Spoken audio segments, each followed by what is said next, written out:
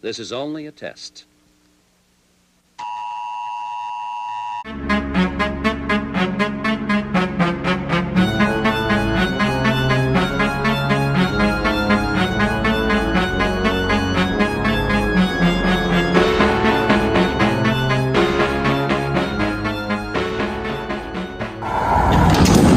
Hi, welcome to this inaugural episode of The Horror Hideaway.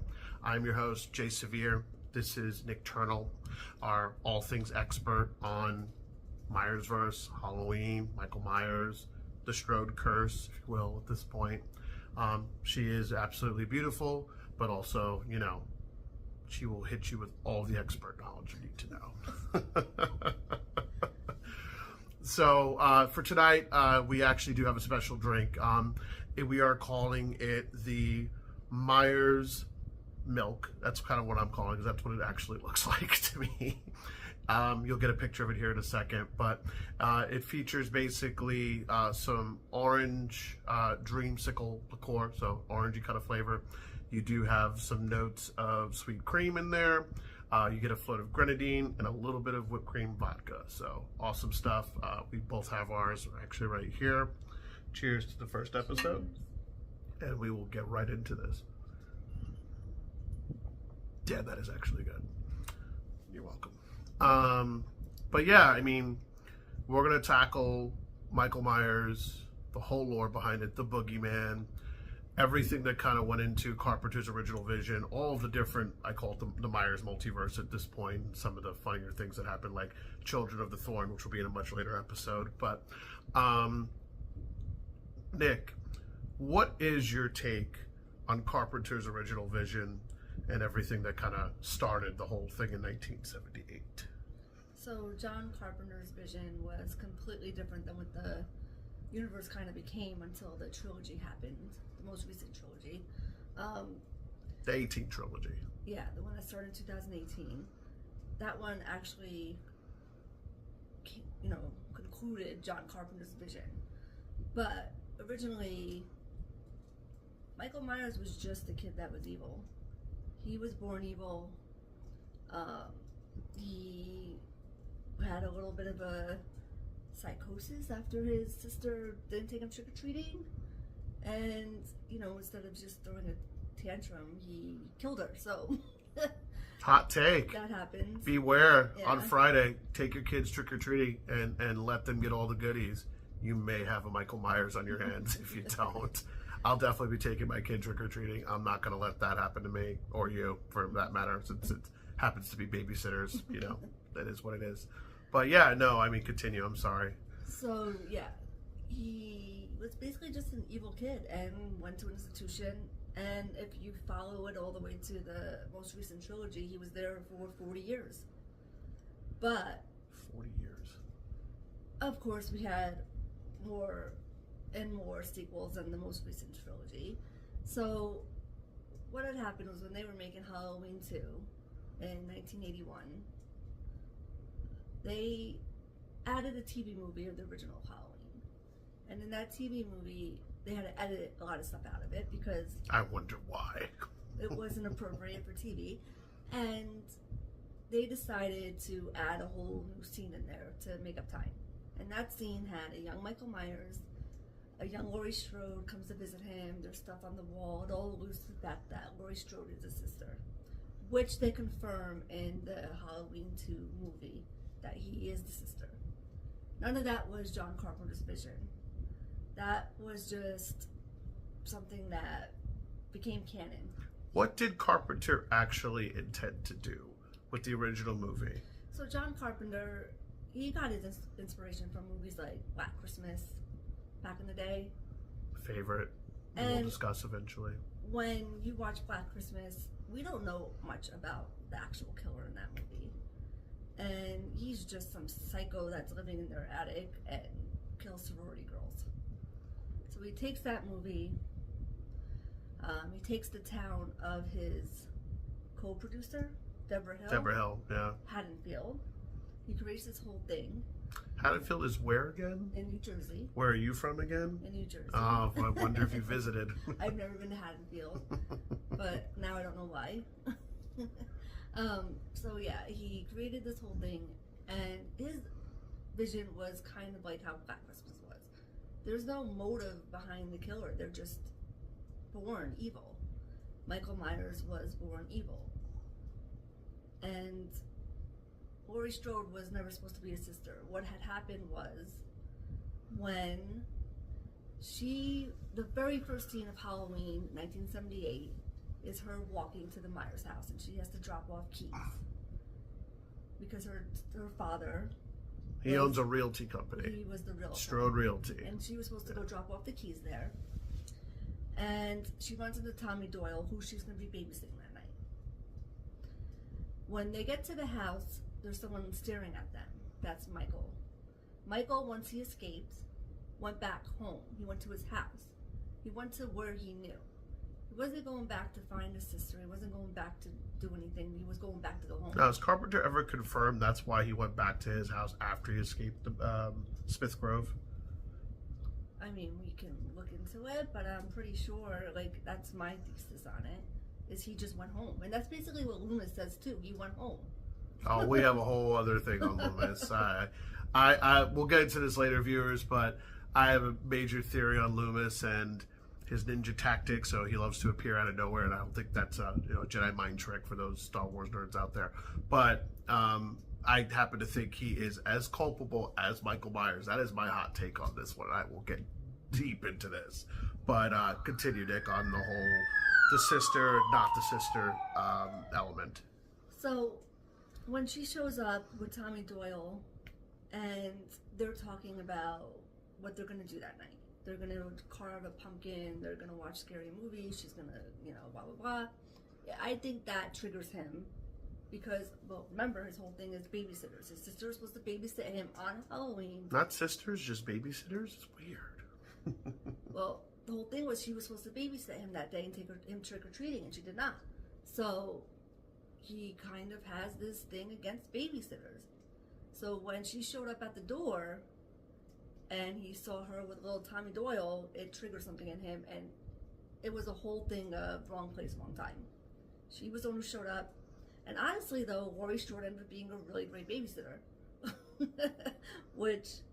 But still, she was the one he targeted because she was the one who showed up, and it triggered something in him. All right, this sounds more like opinion. Why is Laurie Strode a great babysitter? That's the babysitter you would want as little Nicole back in the day? No, because, well, probably, honestly, because think about it. His sister, who was supposed to babysit him, instead of taking him trick-or-treating or doing anything with him that was kid-like on Halloween, invited her boyfriend over to go upstairs and fool around.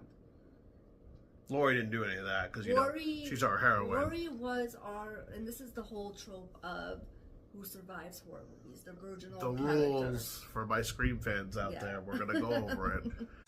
Jesus Christ, you don't know the rules? And Halloween definitely has the rules in there. If you really pay attention on the kills, you will see there's sex, you're gone. There's I'll be right back or I'm coming back.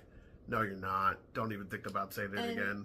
When we go over Scream, we'll show that too, because there's that whole scene in Scream where Randy's watching Halloween, and all those tropes are coming out as the ghost face is behind him. But that's a whole other episode. Yeah. So to be continued. Yeah, to be continued. So anyways, yeah, so the whole thing was Laurie just showed up, wrong place, wrong time, and happened to be a babysitter, and that just triggered him. That is why it's interesting to me that when they made her a sister, that whole scene you could look at different. Oh yeah, if you watch the original film, 1978, there is no inclination they are even related. Like, there's no family history. They don't mention the word Michael Myers in front of Laurie. I mean, you don't see the parents too often in the film.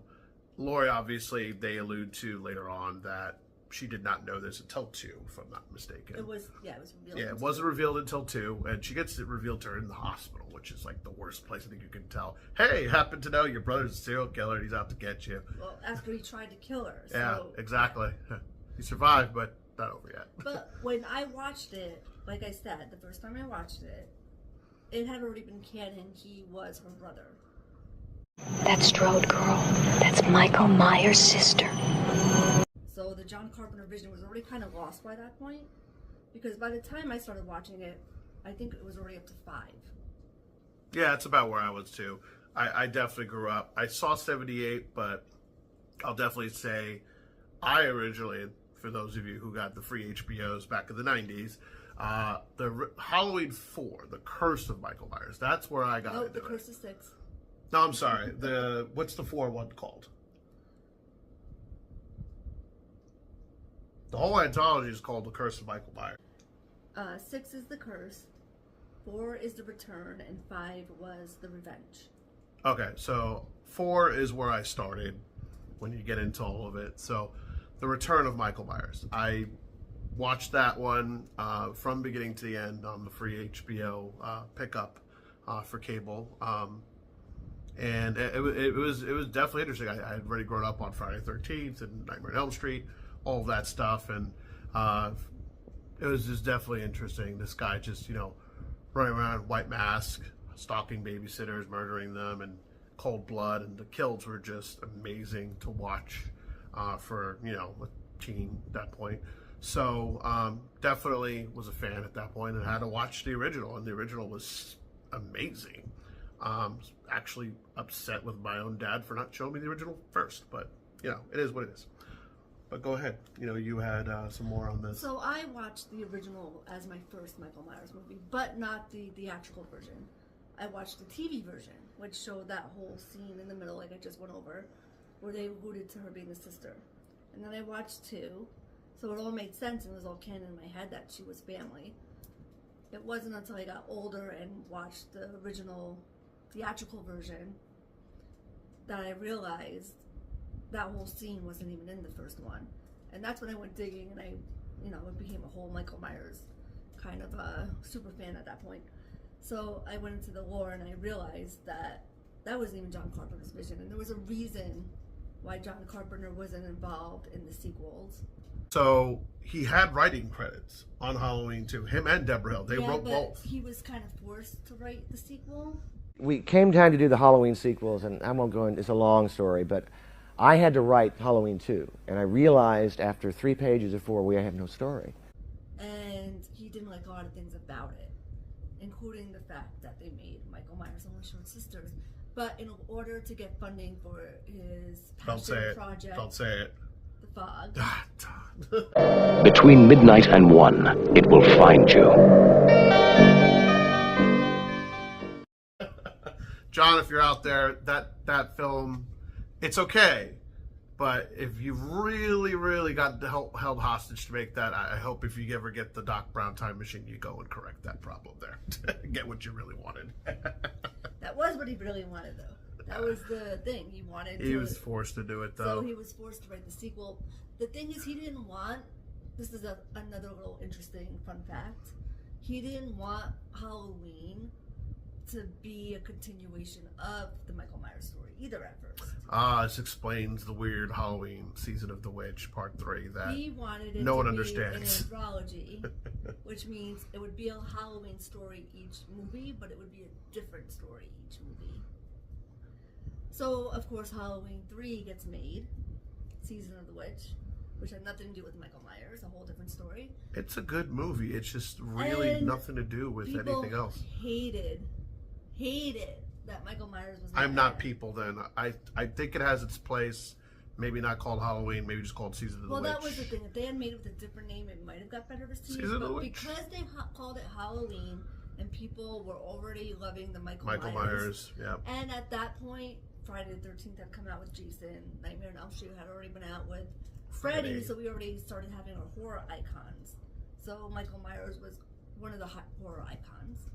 And then they make Halloween 3, and people go expecting Michael Myers and find out, no, this is not Michael Myers.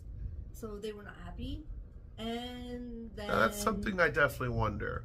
When they were out there advertising that third film, Halloween 3, did they play a trick? It's Halloween, trick or treat, right?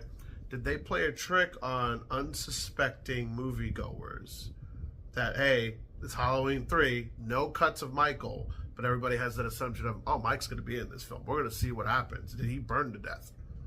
And you see all this weird mask-wearing people and cult, and You watch 3, you get the idea, but we're was- not talking about that I this was episode. very young when that movie came out, so I don't remember what the trailer looked like. But I do know there is a scene in the movie where they do show Halloween. Like, people are in a bar and they show the movie Halloween. Yeah. So you see Michael Myers at one point. So I don't know if maybe So there's a tease. if the trailer just showed that, so people thought maybe Michael Myers was in the movie. The Immortal Classic, followed by the big giveaway at 9. Well, I That's do have an fine. excerpt of the trailer, and I am going to show it to you guys. I'm pretty sure people got fooled, so watch this here. Halloween 3, Season of the Witch, the night no one comes home. Anyways. So then, this becomes, I guess, one of the times that Halloween gets their reboot. Because we get Halloween 1 and 2. Then we get Seasons of the Witch, which bombed. So they go back to Michael Myers in Halloween 4, which has our first trilogy after the first 2 movies with Michael Myers. And maybe the worst trilogy out of all of it. So 4, 5, and 6 have to do with Jamie Lloyd. That is Laurie Strode's daughter. And the story is that Laurie Strode and her husband died in a car accident. Her young daughter is adopted out. And this family is taking care of her. And in the first 1 and 4, she has like a second connection to Michael Myers. And she can feel what he's gonna do, and she even at one point for a Halloween costume picks out a clown costume.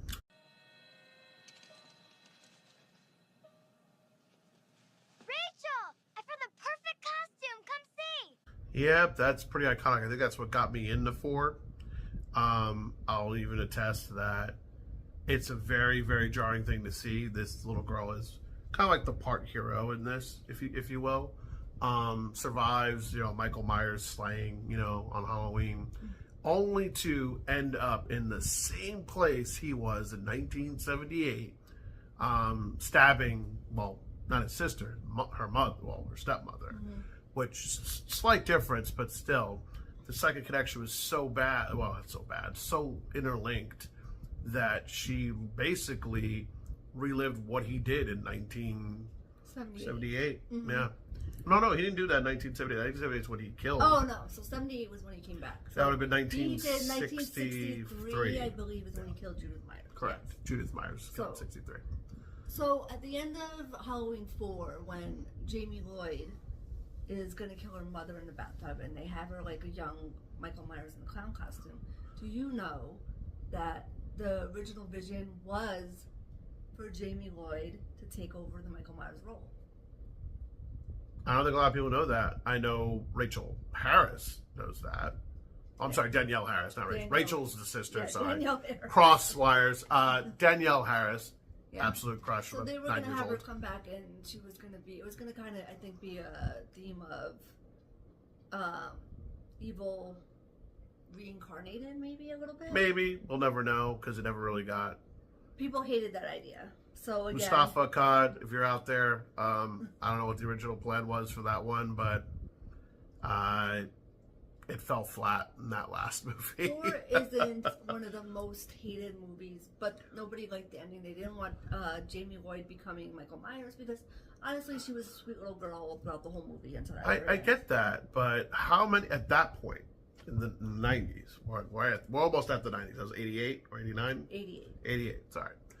How many female slashers did we have at that point? Not many. I can't think of any. No, actually. none. That's actually there were none. There were absolutely none.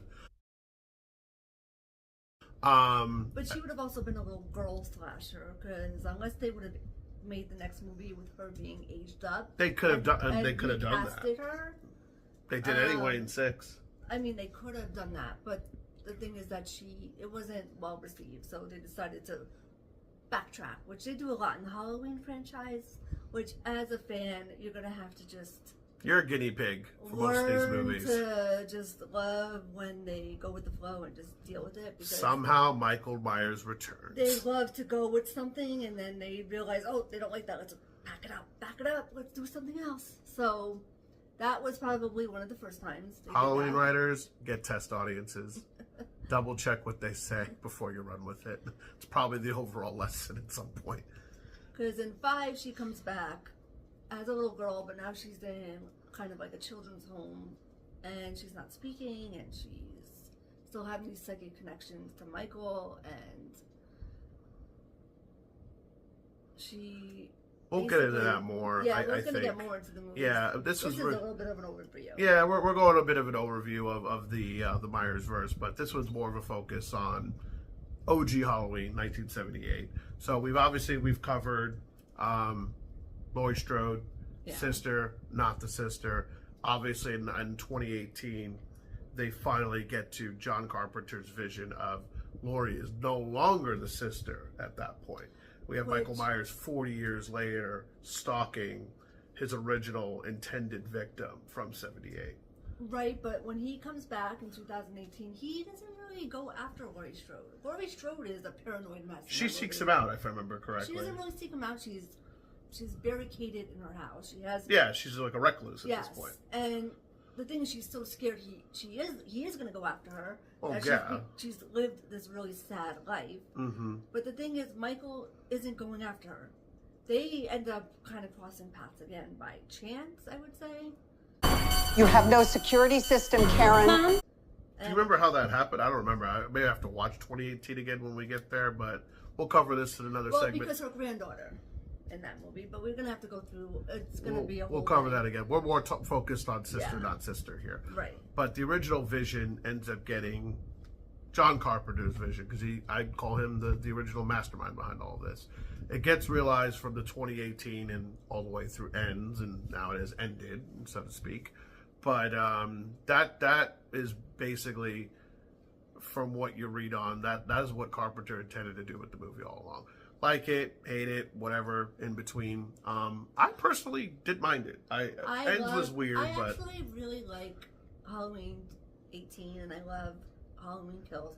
Halloween Kills. My one issue is that Evil Will Die Tonight part that went on way too long, and kind of ruined it a little bit for me. That with the townsfolk. Yeah, in the hospital in the middle. They could have cut out a big part of that. The new Tommy Doyle. Yeah, the new Tommy. We'll get into that one another time, but I love Anthony Michael Hall from the Brat Pack days, but no, he just they need a new Tommy Doyle. I mean, at that point, he's like an old, grizzled, salty Tommy Doyle. For those who don't know, Paul Rudd plays a very different Tommy Doyle in the a creepy Tommy Return, Doyle. Curse, all of that stuff. In the Curse, he comes the back. Curse, 6, yeah. And he's very timid, creepy type guy. Yeah. He's yours. Paul Rudd, this is technically his first movie, for those who don't know. Introducing Paul Rudd. Yeah, luckily he did Clueless. The same year, because Halloween 6 was not his big break. No, I hate to say it. I don't think much people got a big break after Paul that Rudd one. would agree that wasn't his big break. Yeah. Yep. And that's the last film Donald Pleasance ever did either. I know, it's just sad because it's it very was such sad a mess. to think about that one. But that's what happened. So, yeah. Did you have anything else to add on the whole the sister, not the sister thing? I think we covered all those theories. Not really. I think I covered it. Basically, it's just John Carpenter's vision wasn't that, and most of the movies and sequels have that as canon because he was forced to write too. The Fog. Unfortunately. So I think it was kind of put out there that it was John Carpenter's vision when it wasn't. I don't know who came up with the sister thing, since if he was the writer with Deborah Hill, was it Deborah Hill? I'm not going to speculate on who came up with it. So if you read the story behind it, it says he was forced, in a way I'd say held hostage, to get his movie and the funding for The Fog. That tells me producers were involved. So the owners of the franchise early on at that point pretty much turned around and said, hey, you want this movie? we need her to be the sister. We need more. That goes back to the TV version of Halloween. Well, yeah. The original Halloween. Yeah. That John Carpenter did not put it in there. That whole scene. No. With the young Michael in the institution. So whoever wrote that in must have said, well, we already put this in the TV version. This is the version most people are going to see because it's on their TV. Right. And so now we're going to have to expand on her being the sister. And right. You have to write a story around her being the sister. Like I said, it's been documented all throughout online that he was forced to do it. So he could have easily have wrote it that way, but it's not like that's what he really wanted to do. That's what he did because funding was light on the other movie he wanted to make, the Fog movie, which like it, hate it, indifferent. I'm not a personal fan of it. It's okay. We'll cover it another time, but if you want to go into all the Carpenter's films. But the idea here is Laurie was just that person at the wrong place, wrong time. Sorry, tongue twister. But that was the original intention. You know, she just happened to drop off some keys at a house. Goes back to what I said in the beginning. She just happened to show up. Yep. And wrong place, wrong time. She also had a little kid with her that she was talking about what they're going to do while she's babysitting him, and it just triggered Michael Myers. Yep. The thing with Michael Myers, there isn't supposed to be this big background on him, on why he does what he does. He's just evil. Correct. That's it. Yeah. That's why the Rob Zombie version didn't resonate with me very well, because it had way too much of a backstory, and we don't need that. No, we don't. It's way but more scarier to know that someone's just born evil. So here's my counterpoint to that. I actually do like the Rob Zombie take. Is it better than Carpenter's version? You could argue it all day. It's not better. No. It's different. And my whole thing with it is, at least then when it came out, it was just so drawing. The kills were so much more gorier. He went through a lot of depths and a lot of detail to really put a backstory to the evil that is Michael Myers and how it became. You also got to think too, Rob Zombie's version at this time. I don't have anything against Rob Zombie. I'm not saying you do. I'm not saying I love his other movies that are original movies, but I don't like his take on Halloween. And I get that he was a huge Halloween fan and this was kind of his passion project too, and I respect that. But with Michael Myers, what makes him scary is you don't need all that gore. You don't need all that. Yeah. That backstory. He is just evil and scary without Could we call it a what if? What if Michael Myers was tortured by his stepdad, his mom, his sister, and everybody else? A thing that and he just snaps. It just becomes one of those things that are just like, okay, they were abused, so they became a psycho. Yeah. That's kind of been done. I don't. It's definitely been done. I don't entirely dislike it. I like the movie for what it stood for during that time period. And those of you who know what I mean, in that mid-2000s period where you had things like The Dark Knight, you had other films where they kind of show people, if they go through multiple bad days or years of just torment, they finally they have enough and they snap, you know, and that's kind of where this story goes.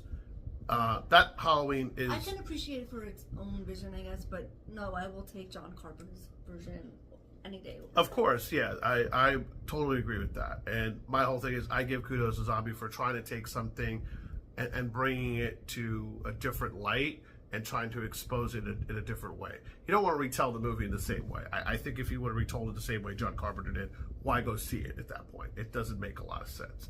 So I think he did what he intended to do with Halloween, his first version of it. 2, it lost me. I think still to this day, I don't think I've watched Halloween 2 thoroughly, at least that I can remember. But it was odd. It definitely did not hit the same way his first one did. That Michael is so much deeper than those other guys. But that's for another time. So we've covered Laurie and the babysitter thing. What about Loomis? We didn't go into Loomis very much. I met him 15 years ago. I was told there was nothing left. So... You know where I'm going with this. Yeah, so sometimes Loomis can be a little bit more scary or creepier than Michael. What's the whole scene where he's in the bushes and screams at the kids Oh, yeah. Say it. You know the line. You know it. Now you put me on the spot. I forgot it. That's what happened. Sorry. Yeah. I have a take of it here. Hey, Lonnie, get your ass away from there. Get your asses away from there. Yeah. See, now you remember. You watched it a couple of times. It's still funny to watch. I mean, you don't really watch Halloween for comedic value, but there are moments there that just make you kind of crack up, like that one. Well, Loomis, I mean, he's very intense, and I don't know. Sometimes I'm like, how was Michael supposed to get better with a psychiatrist like That's Loomis? what I've been saying. If you watch Halloween 78, Halloween 2, and then all the ones that kind of happened after until Donald Pleasant's untimely passing, if you really pay attention to Loomis throughout the whole movie, there are a lot of issues with him. And I know it's been talked about in some aspects of online, but he is the doctor for Michael Myers. And then, we all make jokes like, for instance, how does Michael learn how to drive a car? He escapes the mental asylum, somehow locked up for all that time, can jump in a car, start it, get it going, and basically drive it to Haddonfield at that point. I don't think, did they ever establish how far Smith Grove was to Haddonfield? I don't think they ever did. No, but it's in the same vicinity. Like, you had to drive a couple of miles, I'm pretty sure of it. I would think it's outside of Haddonfield. Oh, it definitely is. Maybe 30 minutes, that's what I'm going to say. Yeah, so picture yourself, someone who never drove a car, driving it maybe 5 miles to 10 miles away. Well, that was the whole thing. Like, who taught him to drive? Loomis. I still say it's Loomis to this day. For God's sakes, he can't drive a car. He was doing very well last night. He gave him a driving lesson. Because he was so surprised when he took the car. He was like, who taught him how to drive? Maybe he wasn't paying attention all those times. I'm pretty sure he had to take him for other things, maybe. Or maybe he was escorted, for different medical treatments. I don't think if he did, it wasn't Was he paying? Maybe he was paying attention, when people were driving. Well, then it wasn't intentional. Maybe it wasn't intentional, but subliminal. But here's my thing. So we talk about Michael Myers' ability to just appear. Who also had that fun ability to just appear out of nowhere? Dr. Loomis. Yeah. So it's a hot take. I don't know how many people agree with it. Drop a comment, whatever in the chats. Loomis, I think, taught Michael his ninja skills. I hate to say it, he's the OG. Loomis randomly appears. I don't think that's by accident. There's definitely some culpability if you watch 1978 Halloween with Loomis. He honestly, at points, he makes it like he's the detective in charge or the sheriff. I mean, he bullies the sheriff so many times into making decisions throughout that. You almost feel sorry for, not Meeker, what was the other guy's name? Brackett. Go on! Sheriff Brackett, right. You almost feel sorry for Brackett. I mean, he basically tells him, don't put out an APB. I still think I should notify the radio and television. No. If you do that, they'll see him in every street corner. They'll look for him in every house. Just don't alert anyone to the attention that there is potentially a mass murderer running around in the neighborhood that could be killing everybody. Yeah. That is like the biggest mistake throughout the whole movie.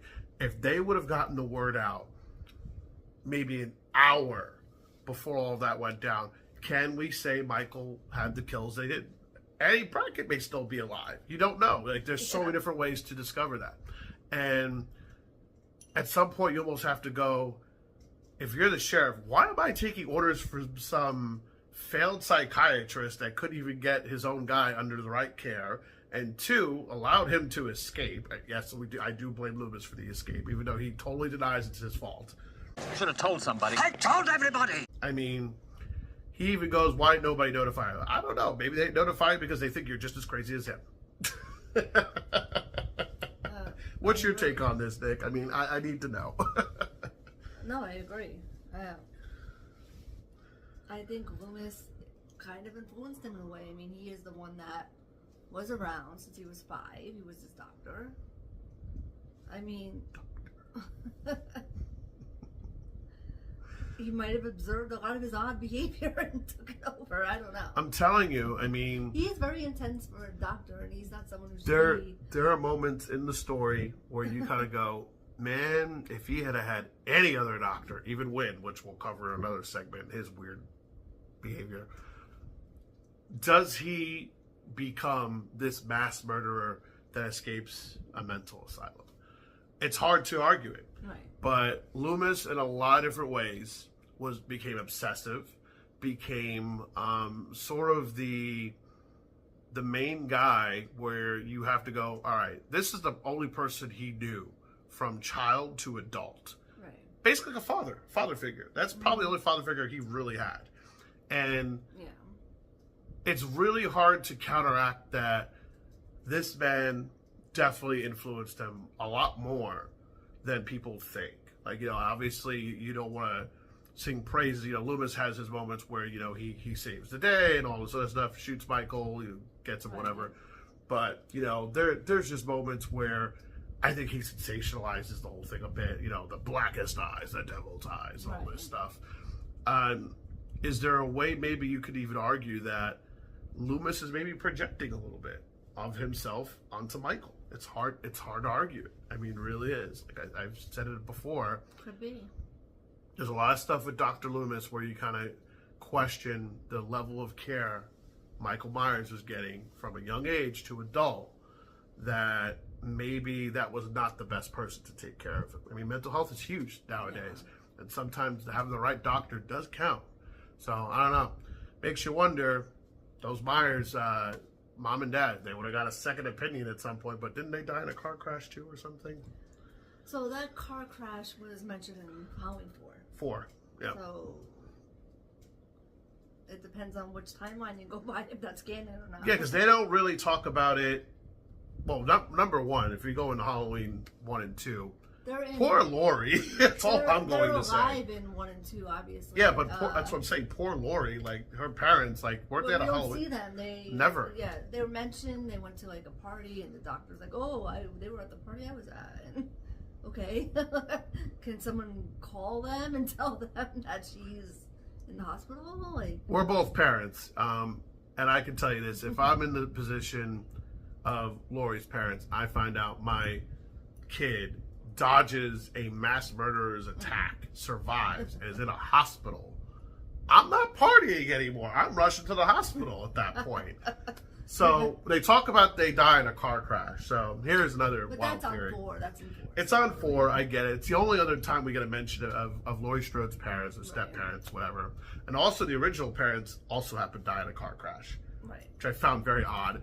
Something is very wrong. There's another curse that never got talked about: the curse of the car crash with all the Myers and the Strodes. No, the original parents did not die in a car crash. They didn't. They just said they died, but they never said how. Laurie Strode also died in a car crash in 4. There you go. There's another one. I knew that. I forgot one. And then in H2O, she faked a car crash. Faked a car crash. Yeah, she faked a car crash. A lot of car crashes. It just starts to make you wonder the level of driver's ability, driver's license given out in Haddonfield at some point. That's something I want to kind of explore too. Now we're going with Laurie Strode is the sister version of the movies. Yes. If her original parents died, so she was adopted out. Right. And we don't see Michael kill the parents in the beginning of it's only Judith. Halloween. Right. He comes out, the parents are standing there coming home from a party, and it's grief? Assumed that they take him away right away. Yeah. So how do the parents die? I swore we could research it. Viewers, drop a comment. There is a movie, I don't know if it's 2, I don't know if it was the 4, some movie mentions car crash with the Myers family, not the Strodes. We'll go into this maybe in another segment, but I'm pretty sure. I think they mentioned Laurie Strode died in a car crash in 4. They don't mention. At some point, it's just too many car crashes to keep up with. You just have to start wondering what are the traffic lights in Haddonfield. The thing is, since that wasn't John Carpenter's original version, right. I don't think there's really a story behind how her parents. There really isn't. We just, we Disney-fied it, and the parents are just dead. That's it. We don't really get a backstory on how they died. They're just gone. But Strode's parents, they died in a car crash. John Carpenter was not into really writing that. No, that's the backstory. So I don't think he wrote a version. He didn't write really a theory on how the parents. No, I don't think so either. But unless they were so wrapped with grief, they had to be institutionalized themselves. Maybe they didn't die. It's never brought up. I mean, but the weird thing I'll definitely say that it Haddonfield and the inability to drive out there apparently with car crashes and stuff like that. The other aspect to this that I think was never really touched upon with the family part is Strode's parents never go to see her. Now, one jump in theory I do have, because they do die in a car crash. They do mention that in 4. Maybe they were rushing so hard to get to Laurie, and 2, they died in a car crash. Not saying that's what happened, that's what got written into lore, but they never really explain how the car crash happened. Maybe they were on their way rushing, and it is night and Haddonfield didn't look like it was the most lit up city in America. You see a lot of dark and ill-lit roads all throughout the movie. Maybe they died in a car crash on their way to Laurie. I mean, that's the only way I don't say you give them a hero's ending, but you maybe give them a viable excuse to not seeing Laurie in the hospital. Laurie Strode's parents didn't die. The adoptive parents? The Strodes. Yeah, they didn't die in a car crash. That was said in 4. No, Laurie Strode died in a car crash. Okay, so sorry for my confusion. Apparently, the Strodes did not die in a car crash. Only the Myers people died in a car crash. The birth parents died. Okay, so it was canon. It was mentioned that the birth parents died, not the adoptive parents. We don't know what happened to the adoptive parents. So yeah, so we don't really understand how Jamie afterwards ends up with the Lloyds, or is it the Carruthers? I forget the last name. Carruthers. Yeah, so the she Carruthers. ends up with the whole other family, and remember Rachel Carruthers does mention that Laurie babysat her as a child. Yeah, so it was a close family friend. Yeah, we were able to establish that there's a slight connection there with Laurie. And in 6, let's not forget that the people that buy the Myers house is they are Strodes, and it was the brother of Laurie's adoptive father. Yeah, right. Which we don't find out what John happened. Strode. We don't find out what happens to. They don't mention it.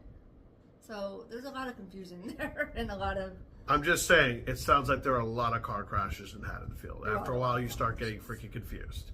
And after a while, you just start worrying, is Michael the only culpable driver in Haddonfield? He's probably the craziest person in the darn... I mean, for someone who never actually took any driving He drives well. He's the only one who's never died in a car crash. He drives very well, man. And there's parts where he gets stealthy with it, too.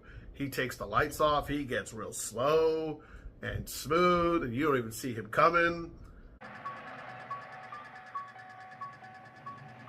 Jerk! Speed kills! I'm telling you, there's moments where you're like, are you sure someone didn't really teach him? I mean, Loomis is out there playing cop all day. Maybe he taught him some defensive driving skills at some point in his spare time.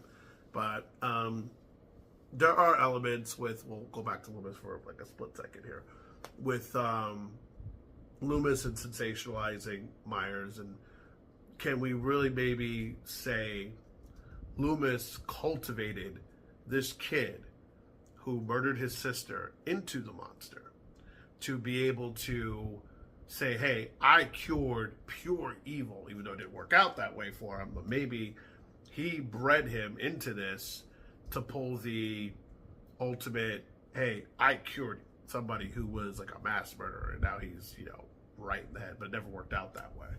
Because he's just such a force throughout the movie. Maybe it's one of those things with Loomis that will never be explored, because it won't. Was obviously Loomis was that point of goodness throughout the movie.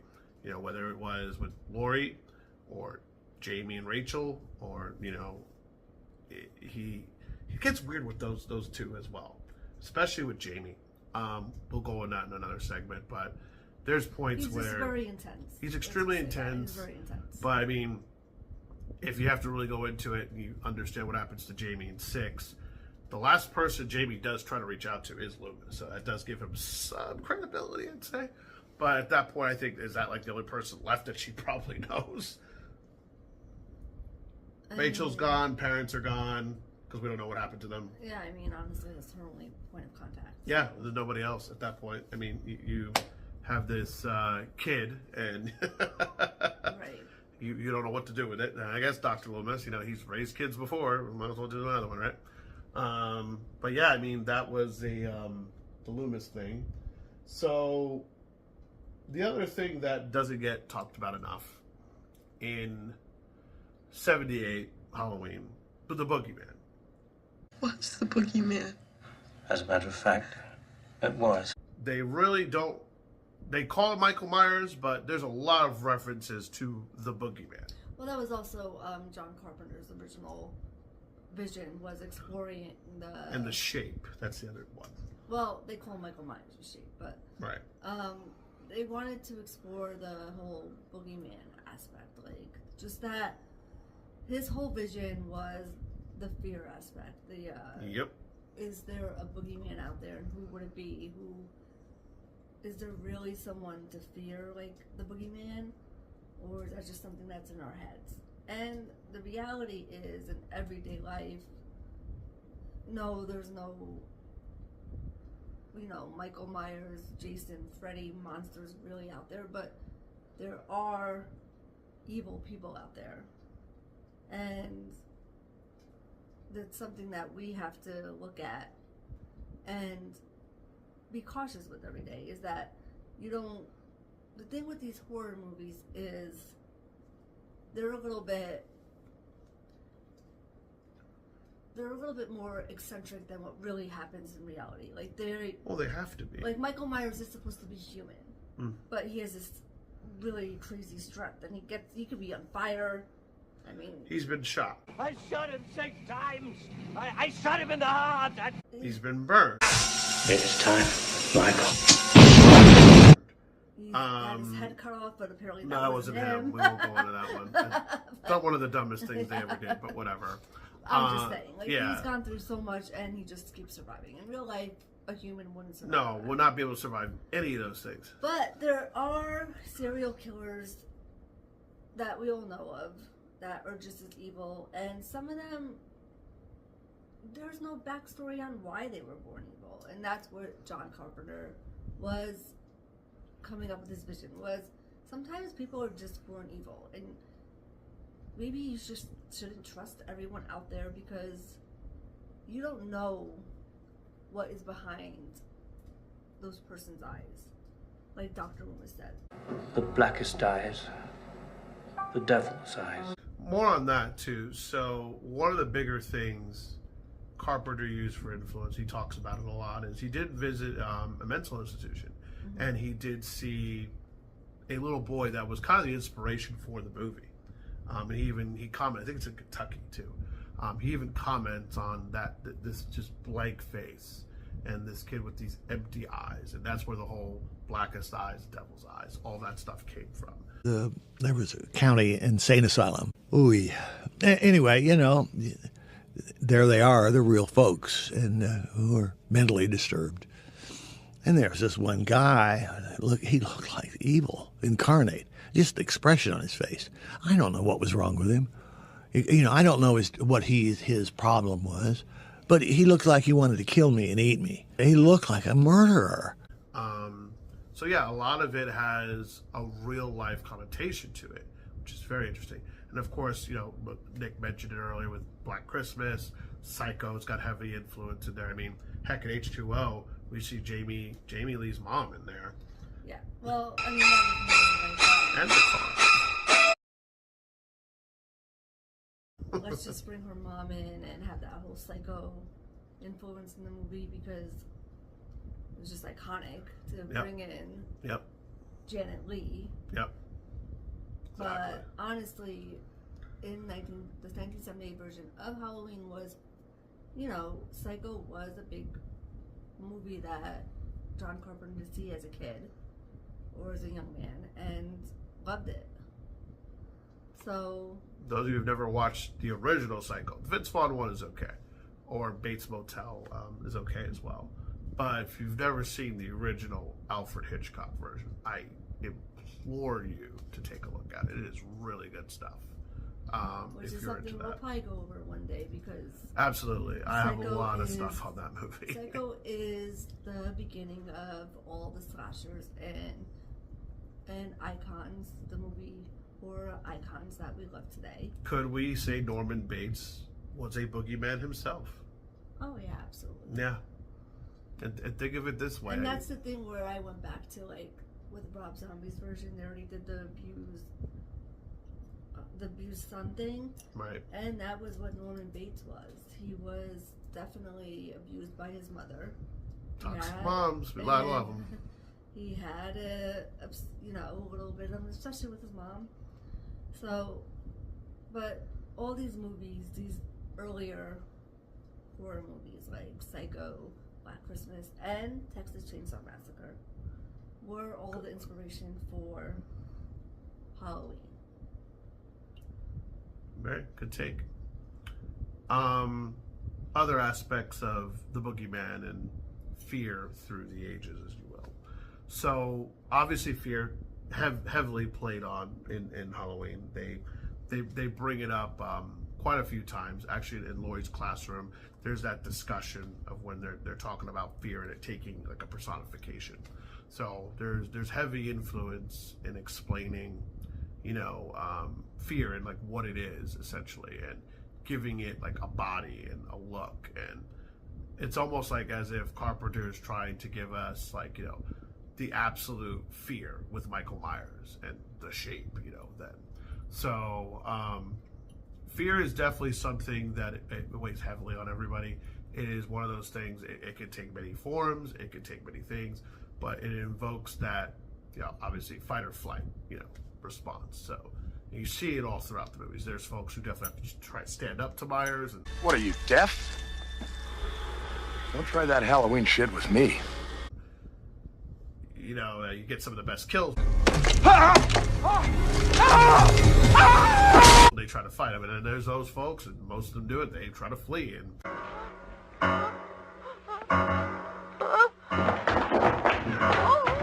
there's definitely reasons for that. You have to figure out which side you're on. And when it comes to Michael Myers throughout the ages of the film, I don't think there's really a correct way to deal with Michael Myers other than run. There's not a correct way. Obviously, like I said, he's superhuman. Yeah. He's not like a real serial killer would be. He's not a man. Reality, because no one could survive everything Michael Myers No. survived. But the fear thing is valid, because we all should have a trusty, healthy fear of the unknown. And what's out there. Because today, too many people are trusting. They'll just go with anybody or do anything and not really realize there's danger out there. I think horror movies should give you this aspect that you don't know who anybody really is. And you should always be on your guard a little bit, have a little bit healthy fear, because you don't know what that person's capable of. Do you think horror movies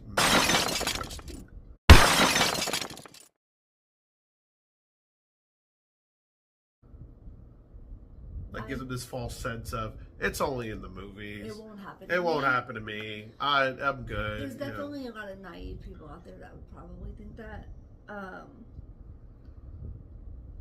I would hope they would gain a little bit of fear, because you don't want to be the next victim of a Ted Bundy or a Jeffrey Dahmer, Or a Michael Myers, or the like.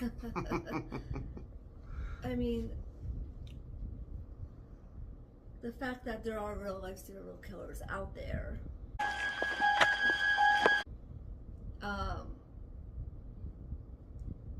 These movies, I think they place kind of a light on the fact, a little bit of I would say an excitement on like the serial killer trend, I would say. What do you mean by excitement? Like people idolizing them? Yes. Mm-hmm. So, people idolize these fake serial killers. Like, I love Michael Myers. Obviously, if he was real, no, but people idolize real serial killers out there. There's people in love with Ted Bundy. There's people in love with John Gacy. Like, they idolize these people. They follow them, everything they do. And that, to me, is not healthy. No, it's definitely not. I would say, obviously if you're watching horror and these types of films, you definitely have to know how to separate the two things. And I think, obviously there's good and bad with everything, but overall the genre itself, it's exciting. It gives you that thrill, that rush, all that stuff like that. But at the end of the day, I'd say the most healthy individuals. But I think that's the thing too, is that people confuse these type of movies with real life serial killers, and you have to have this trusty, like this balance of what's real and what's not real. Michael Myers is not real. Having a Michael Myers Halloween party is okay, but having a Ted Bundy Halloween party is not okay. Because that... Have you been to a Ted Bundy Halloween party? No, but there's people that do stuff like that. Interesting, yeah. And it's just... Anyone's been to one of these parties, please comment on what was served at dinner. I'd be very, very interested to know. And if you partook, oof. I ate his liver with some fava beans and a nice Chianti. Because we always have to remember at the end of the day, there are real people involved when there's real serial killers. Of course. Yeah. The last thing you want to do is, in bad taste, do a John Wayne Gacy memorial or whatever.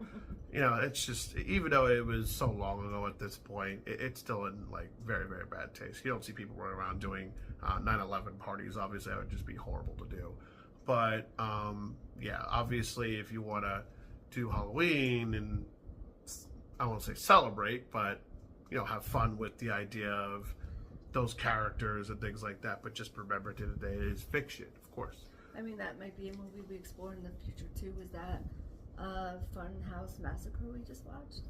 Oh yeah, that is a very interesting one. That's where I'm getting this from, is because that was a whole movie. That is a whole other thing we'll have to watch and go over. Based on real serial killers in that movie, that they were. Homework viewers, watch Funhouse Massacre. I think it came out in 2015. Robert Englund is in it. Robert Englund does make an appearance, I will say. I won't give too much away on that one.